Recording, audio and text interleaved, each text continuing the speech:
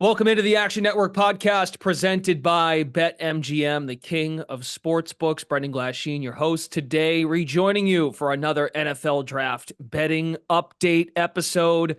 We are 1 week from Thursday, 1 week from this Thursday, from the NFL draft. It gets going Thursday, April 25th in Detroit. The usual cast of characters joining us for our betting update around the NFL draft. We have Travis Reed, Action Network NFL draft analyst, also contributes over at Bet Labs, our director of research and media, Evan Abrams, and NFL contributor at Action Network, Jacob Wayne. Okay, gents, a lot of news that kind of came through this morning as it relates to some marquee players, one being Devontae Smith, signing an extension with the Eagles. DeForest Buckner with the Colts agreed to a new deal. T. Higgins anticipating to play for the Bengals this year and not be traded per his request or and play on the franchise tag for this season. But we'll dive into that. We'll mix and match that stuff in there. That doesn't suit the audience as far as what can be bettable, actionable for the draft. So on this day, April 15th, with a lot of teams actually from a content standpoint, what we might hear from coaches, executives, players, etc., coordinators, 25 teams start their voluntary workouts today across the National Football League. So I'm curious, we'll dive into that too. If you can glean anything from what these people say, or if they do say something, don't listen, is the other way of looking at that.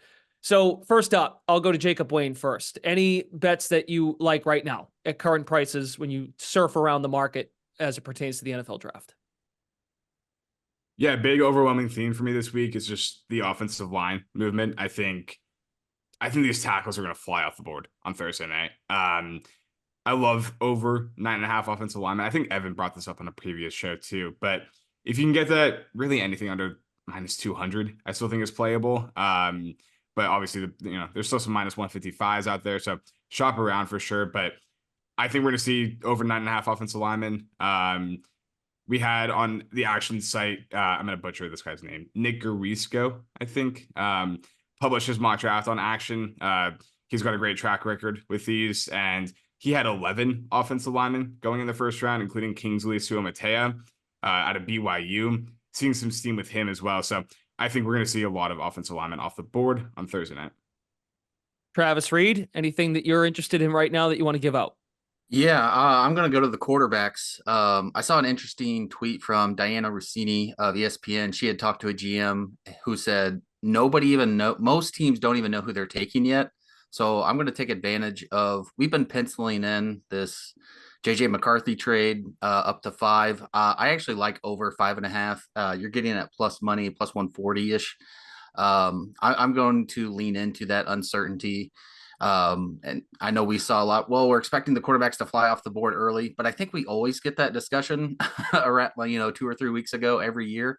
So I'm going to take the over on McCarthy on 5.5 for position. And I'm also going to take the under 4.5 quarterbacks in the first round at plus 160. Okay. I think Nix and Pennix are both going to be second rounders. We have seen some steam on those guys, but I still think those are both going to be early day 2 picks and not go in the first round. Okay, we'll circle back to that because the Bo Nix markets, as we were chatting before we got started, very fascinating. Pennix too. Evan Abrams, anything you'd like to give out right now at the top of the show? I have so much, and I have so much to say based off of both of those bets. I agree with them. The one thing about the offensive lineman, and I'll talk about both those bets just for a quick second, and then I'll say something I like. But you really just need one of Morgan, Kingsley, or Suamata. I can't say that last name, and I'm not going to try to. But one of those 3 offensive linemen, and you pretty much cash your first round offensive lineman bet. So completely agree with Jacob. And the Knicks thing and Pennix, I agree with the under 4.5. And I think there's an interesting bet with Pennix. If you think he goes second round, about taking a shot at some of those top of second round teams. Now, obviously, a team could trade in to grab him, but we can talk about that in a second. I think there's a few fun dart throws you can take on Pennix. One bet I do like right now. So Dallas Turner, top 10. I see it minus 175s, minus 150s. There's a plus 100 in the market right now. So I took that bet. I see him at 8. I see him at 9. I think there's an argument for possibly first defender, but I see another bet I like at that. We can talk about that in a second. But to me, even odds, Dallas Turner, top 10 feels like a good bet to make right now, considering the odds at other books as well. Yeah, Ian Rappaport had this morning before we got started that Dallas Turner is visiting with the Cardinals today and Tuesday, and the Chargers are going to visit with Turner on Tuesday and Wednesday. Wednesday is the last day top 30 visits are allowed, and he's likely the top edge rusher, top 10 pick to Evan's point. So that hints at something we'll dive into in a moment too about the inevitable trade down by one of those teams, more so probably the Chargers, given that Harbaugh wants to build it in the trenches. And I think the Cardinals really do like Marvin Harrison Jr. So back to the quarterback thing. Let's go in order. So again, we've hit on this. Williams 1. Reaction to Jaden Daniels. Travis Reed. Reaction to Jaden Daniels now at -225 to go number 2 overall. We'll work our way from 2 and down to each guy because I think they're all going to connect. You're going to connect the dots here. But Daniels is now at -225 to go 2 overall, and the market for the Commanders' first pick to be Jaden Daniels -200. Yeah, I think it's one of these things where it just gains momentum. Somebody starts to put Jaden at 2, then more mock drafts start to put him at 2, and then people are just afraid to buck that trend because everyone just assumes, okay, now he's 2. And so people, the bettors that are watching these mock drafts, reading these mock drafts, they're saying, oh, well, every mock draft I'm looking at, he's going at 2, so he must be the favorite. And so it kind of gets that line movement there. So I still think May is in play at 2. I still think, Daniels is there too. It's like that tweet I mentioned, they probably don't know who they're taking yet. So I still think if you want to take a shot at May 2 overall, I think that's fine. I think if you want to take a shot at Daniels 3rd overall, I think that's fine. I think their favorites, that's probably correct. I would say that's most likely that we get that trio of Daniels at 2, May at 3, with Caleb obviously going 1st overall. But if you still want to take shots on that uncertainty, now's the time to do it. Mm-hmm. Yeah, and it seems like, again, if you've been tuning into these every week, every Monday, we hit on how you want to get both sides of the second and third picks, right? And close to even money for both Daniels at 2, May at 3, or May at 2 and Daniels at 3 to get a better price. So you kind of missed your window. It's kind of a stale topic now from a price standpoint, from a value standpoint. Jacob, your thoughts? Daniels at 2, and then, of course, we'll get into the McCarthy stuff and the over-under with the quarterbacks because that's what Travis hit on, and there's some meat on the bone there. Yeah, same take for me. I'm still buying Drake May at plus money wherever I can find him, and he's back up to 2-1 at some books. So love getting a plus 200 ticket.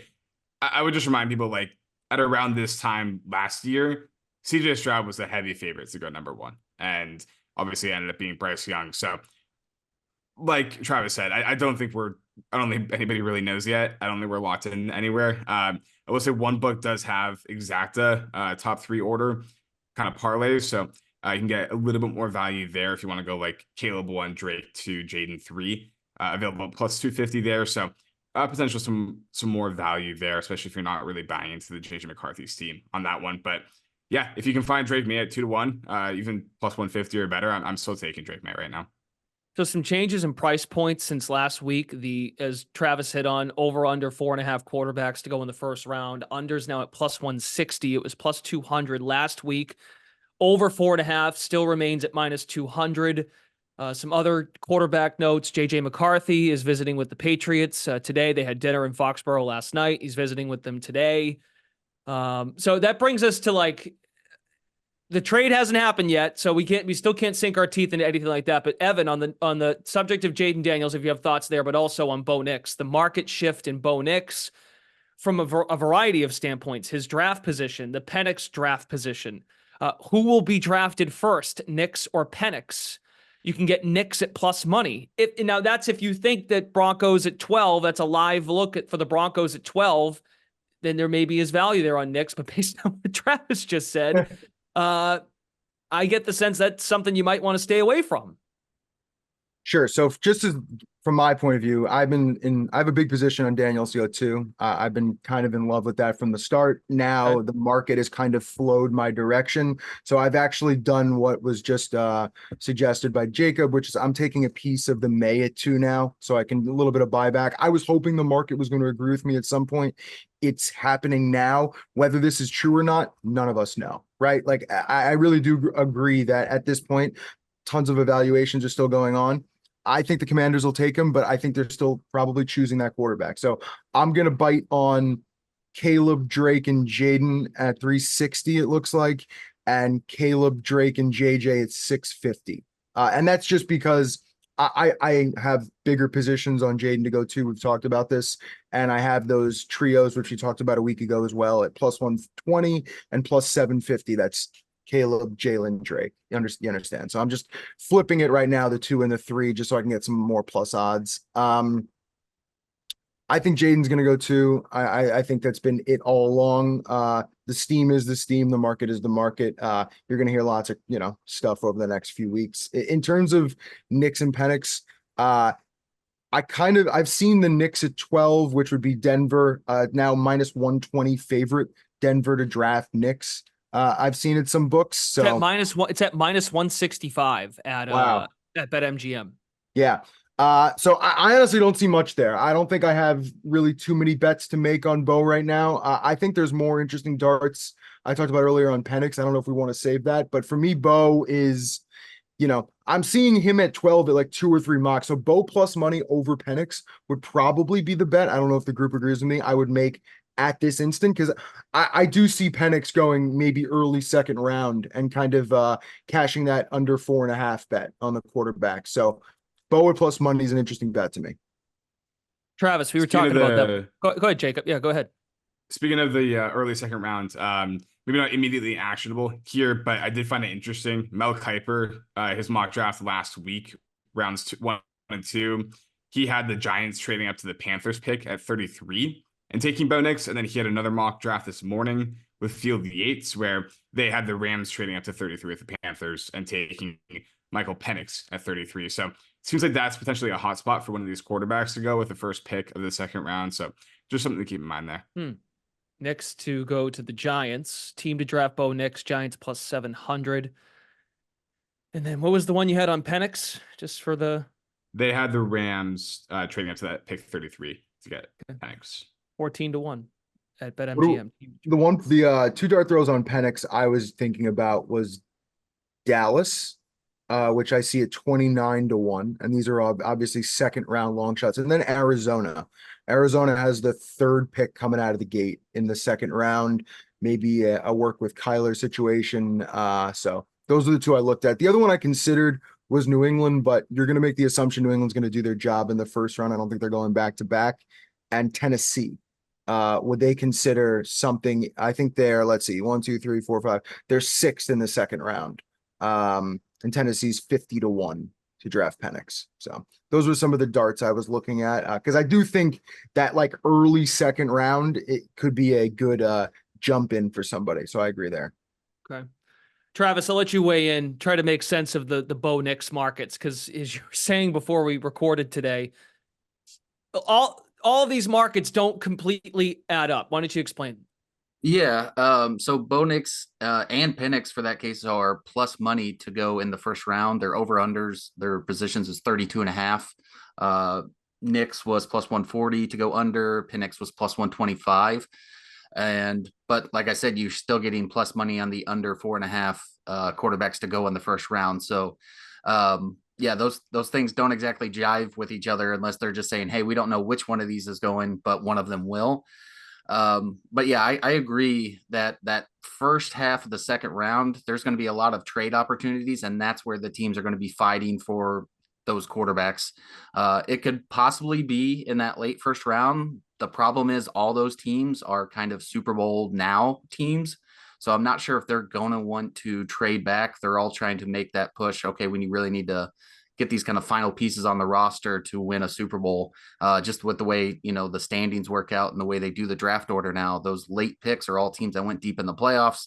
They're going to have those same aspirations this year. I think that's less likely that they're going to be willing to trade, those late picks just for that 5th-year option whenever they're trying to get a guy that can make an impact for another Super Bowl run. So as far as the draft positions of Nix and Pennix, are any of those numbers playable? Laying juice. So we talked about 31.5 last week. Now it's up to 32.5 for draft position on Nix and Pennix. Over for Nix, 32.5 minus 200. Pennix over 32.5 minus 160. I will say, so if you want to take the opposite side of my bet, the over 4.5 quarterbacks at -200, I think you're better off just picking one of those quarterbacks to go under their draft position at the plus money that we talked about. So like that over 4.5 is -200, but if you think that's Pennix, you can take his under at plus 140. That's essentially the same bet. Granted, you don't get Pennix and Nix, but it's a much better price, I think. If you do want to say, okay, we are going to get that fifth guy in the first round, go ahead and select the guy you think that it's going to be and take that plus money. Okay. Very good. Let's see. I wanted to get to this too, because it relates to quarterback. JJ McCarthy will not be at the draft. He will not be there. 13 players are attending. Williams is on that list. Daniels is there. May is there, but I don't see JJ McCarthy, who is still a favorite to be a top 5 pick. And Evan, you thought that was interesting. At least you're intrigued by that list. And what can we glean from who's going and who isn't? Is there nothing to glean? I think there's little to glean, but for every piece of news that comes out from now until next Thursday, we will overanalyze it, which is what you probably Unless we get a trade, because no one wants to trade. Unless you get a trade. My feeling is person not there equals more percentage of uncertainty, if that makes sense, right? Like, I think there's overall a lot of uncertainty, but someone agreeing not to go, especially someone being mocked so widespread, I think is interesting. And I would probably like an over ticket more than an under ticket with that information. Now, maybe they're going to have the cameras and he's going to have the whole family. And at number 3, JJ McCarthy's going to go, and they're going to go to him, in his home in Michigan or wherever. But I would look at it as more of a sign of caution. Anyone else have thoughts on that? Guys that are going to be there, not there? Do we care? Yeah, I'm not buying into the JJ thing I know you too don't. much. Yeah. I'm a Michigan guy, so I've been watching him for a while. He doesn't care about the spotlight. He just wants to win, and I don't think he wants to go and all the pageantry. And I think he just wants to be with his family on draft night. So that's how I read the situation. One that I found interesting in that list was that Darius Robinson is going to be at the draft, and he's somebody who's been kind of on the fringe of first round consideration. His numbers steamed pretty aggressively. I think he was like plus 150 before that list was announced, and he's down to like minus 225 to go in the first round. So not saying I would play that number now, but just something I found interesting for, ancillary positional markets, or if you're looking at somebody like Johnny Newton, how does that affect him if Darius Robinson's a first round pick, that kind of thing. In the first round, that market is a one-sided market. So I would be curious to not be a first rounder. What would that number be if you had any value on the other side? I also go ahead. I also love Brian Thomas being in there, just because we discussed his rocket ship a little bit. Just, he's going to be at the draft. All of a sudden he's, the second wide receiver going. Probably not, but I thought it was funny that he's attending. Travis, anything to read into with the 13 guys attending and the other however many people that aren't going to go there? Yeah, I think Evan and Jacob touched on it. I did think it was interesting, being that it is in Michigan. You'd think he would get a kind of no kidding. Duh, that's a good point too. He's not. It's not like he's having to travel a long ways to go to this thing. It's not, and he would definitely get loved by. I think even the Detroit fans would cheer for him, and even if he's not going to Detroit. Although if he went to Minnesota, he probably wouldn't get cheered for it. But just about any other team, I think they'd still give him some love there. But no, I think I do think Darius Robinson, I don't know if he has a promise from a team or anything like that, but yeah, I would say that's probably the cause and effect of why his line got steamed. Is okay, he's attending the draft, so people assume he's going to go in the first round now. JJ McCarthy plus 220 to go number 3 overall. That would be New England's pick, and they are meeting with JJ McCarthy today. They had dinner last night. The visit is today. Anything? So let's put it simply. Is there anything actionable right now on JJ McCarthy today on April 15th? Anybody? I mean, I like the over still, over 5.5 at plus 140. Yeah. Draft position. Okay. Yeah. I think we've said too much about this trade that has not happened, and everyone kind of has it mocked, and it makes too much sense. And the NFL draft is known for not making sense. So I'm going to assume that he's not going there. It could be the Giants at 6. It could be, it could be the Vikings that just hold still, and maybe he falls to 11. I do think he's going in the first round still, but I think maybe some of that hype was kind of Harbaugh influenced, that I don't think he was ever going like 2 or 3, like some of the markets made it seem like. But I still think he's going the first round. I think over 5.5 now is the bet that you can make. Okay. Seems like no one else has thoughts. And the Vikings are the favorite to select JJ McCarthy at plus 115. That number is still at plus 115. I think there was a minus 115 when we first started doing these a month ago or so. Then there was a plus 105, plus 115, the favorite to land JJ McCarthy, the Minnesota Vikings. I mentioned, go ahead, Ev. You had something? I don't hate a flyer on the Broncos to be the team that drafts JJ McCarthy. They're still like favored to take a quarterback with their first pick, and a lot of that is Bo Nix influenced. But if Sean Payton falls in love with JJ McCarthy, it's easy to see that happening, I think he could be banging the table for them to move up to get him. Or, I mean, if Travis is right and he falls out of the top 5, that move up may not even be that cost prohibitive. But I could see that being something that comes to fruition, especially like the Vikings are plus 125 to take McCarthy right now. And if we're all kind of saying like the trade hasn't happened yet, maybe we're fading that situation, I think the Broncos are a team that could make some sense. I completely agreed. I saw this board and saw Denver. My only worry, and I guess we can have a quick note on this, is that Minnesota drafts before them. Do we really feel like if they waited 11 and don't make the move, they're going to pass on the guy that they've been linked to taking and drafting up to? That was my only worry, as I was trying to get over that in my head. But 9-1 to Denver was the no-brainer bet to me if I was going to make a dart throw right now. So at least we're on the same page there. Okay.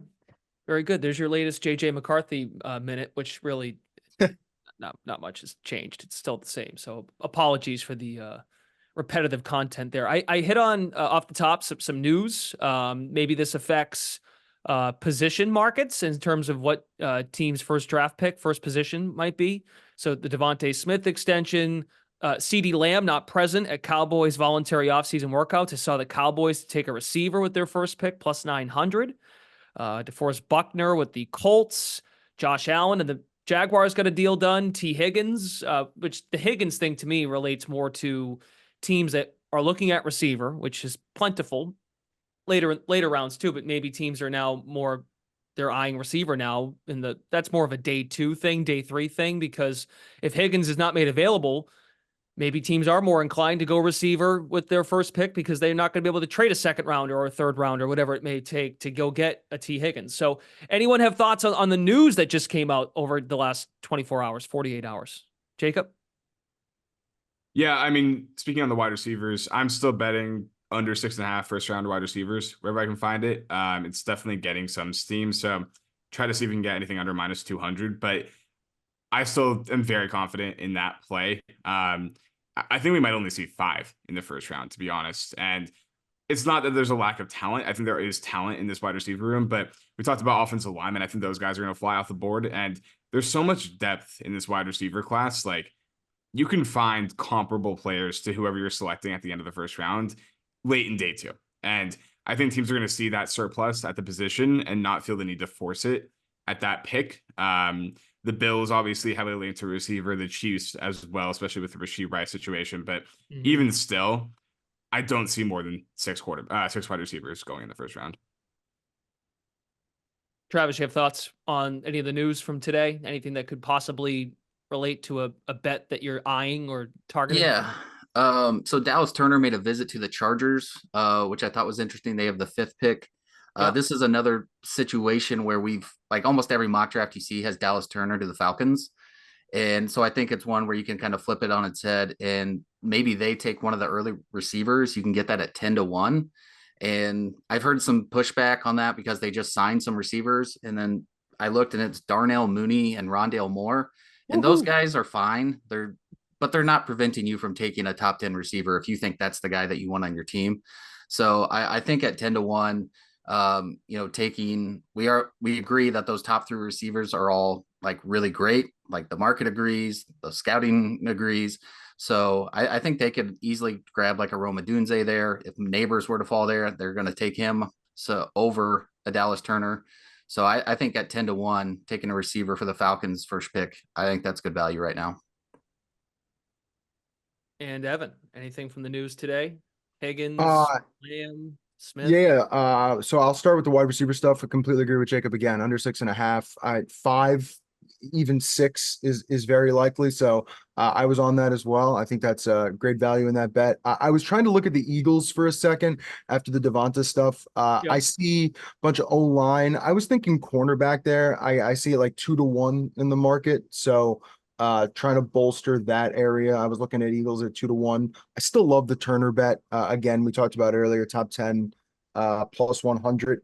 One thing I honestly didn't have too much of a feeling, but I saw that the Seahawks signed Tomlinson, the offensive lineman.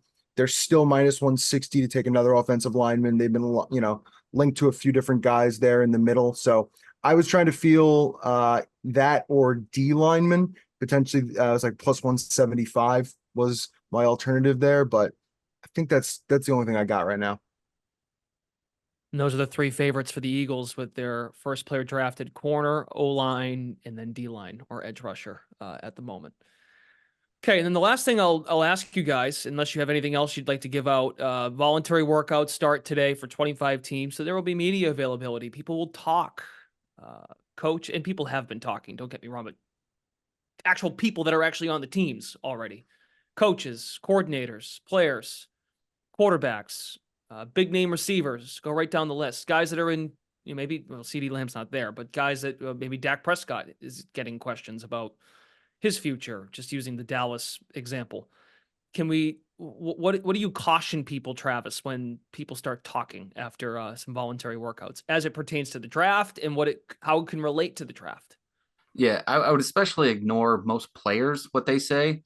A lot of them aren't in the know of what their GM or that whole boardroom is thinking.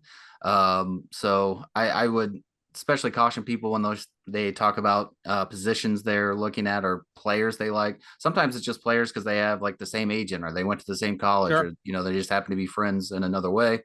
So I would ignore most of what players say. If you can get into more of if the GM's actually going up there and doing a press conference, I think that you can actually get some information out of, but most of them aren't going to do that anyway. So I would say take everything with a grain of salt that's said during these OTAs right now, because there's probably not a lot of information that a lot of these guys are going to have anyway. Jacob, anything on that note as far as the OTA starting up? Not a ton specifically there, but I do have one more thing that's actionable right now, if that's cool. I really like Rome Odunze at 9 to the Bears. I grabbed it at plus 250. So Daniel Jeremiah, I think, just brought that up on a podcast or something. It's not maybe it wasn't his latest mock from a few weeks ago, but I did see Jeremiah brought up Odunze to go 9. Yeah. It's steaming for sure. There's still some plus 200s out there though. He's the favorite, and I think that'll keep getting shorter. Looking at the Bears, they did get Keenan Allen, obviously, so I think some people thought wide receiver wouldn't be the pick for them, but he turns 32 years old the week of the draft, and he's on the final year of his contract. I'm not sure how much of a long-term asset he's going to be for them, and Shane Waldron, their new OC, wants to run base 11 personnel. Their wide receiver 3 and 11 personnel right now would be Tyler Scott, who was a 4th-round pick last year. Pretty one-dimensional speed threat. I think they really need an X, like a true X receiver in this offense. And, trying to set this up as best they can to help Caleb Williams have success right away. Rome Odunze would be incredible in that offense. Waldron, too, last year in Seattle, heavy banging the drum for Jackson Smith and Jigba to be the first-round pick. They had DK Metcalf. They had Tyler Lockett. They didn't really need a receiver, but he was really pushing for them to get JSN, and could see a similar situation here. Okay, very good. That's a good look. I did see that with Jeremiah. He brought that up again. I think it was in a mock, but I think he readdressed it, if you will, in a podcast recently, a draft podcast, talking about what the plan might be for the Bears at 9. Odunze at 9, plus 200 at BetMGM. Evan Abrams, anything else you'd like to share, and what we might hear from folks this week from teams at OTAs? The only thing I get with OTAs is honestly sometimes patterns, right? If you see the same position or you try to take like a step back and look at the players and see if you can find a pattern. Aside from that, a lot of noise. That's all I really have to say about that. Okay. All right, gents. Good stuff. We are back next week for draft week. It will actually be draft week. So all this build up, if anything breaks between now and next week, we will hit on it. That is the idea. We will have 3 3 new episodes next week. Our usual Monday afternoon episode that comes out shortly after we're done recording here. So you're obviously listening to that now. For next week, and we'll tease this when we get into it next week, we'll have episodes out Thursday and Friday covering round 1 and day 2 of the draft. So I would imagine, I'm just guessing, I'm putting our audio director in a spot here, but I don't care. He'll get over it. If anything breaks trade-wise Thursday, maybe we do the pod before the draft starts Thursday. If not, we'll definitely do something overnight for Thursday, reaction to Thursday, and then into Friday. Evan remembers we did that last year. And that's when we were starting to dabble at day 2 quarterbacks and I think it was the Michael Mayer invitation. Yes.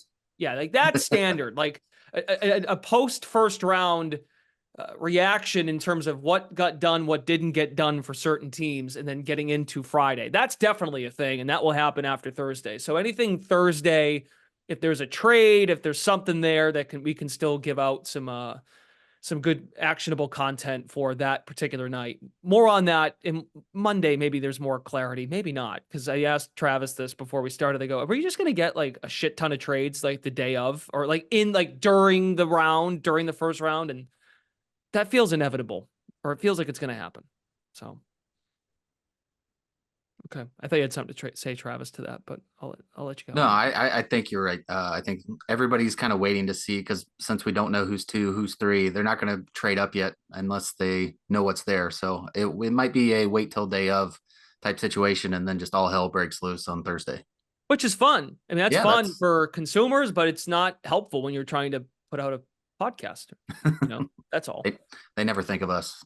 Yeah, ever. They don't, which is fair. And that just being transparent. So again, 3 new episodes next week. We'll have the Monday episode, Thursday, Friday, covering round 1, times TBA based on the bleep show that is set to occur. Okay, very good. Thanks to Jacob Wayne, Evan Abrams, Travis Reed, Brendan Glasheen. Thanks for tuning in to our latest NFL draft betting update here on the Action Network podcast presented by BetMGM. Talk to you next week. It will be draft week. See ya.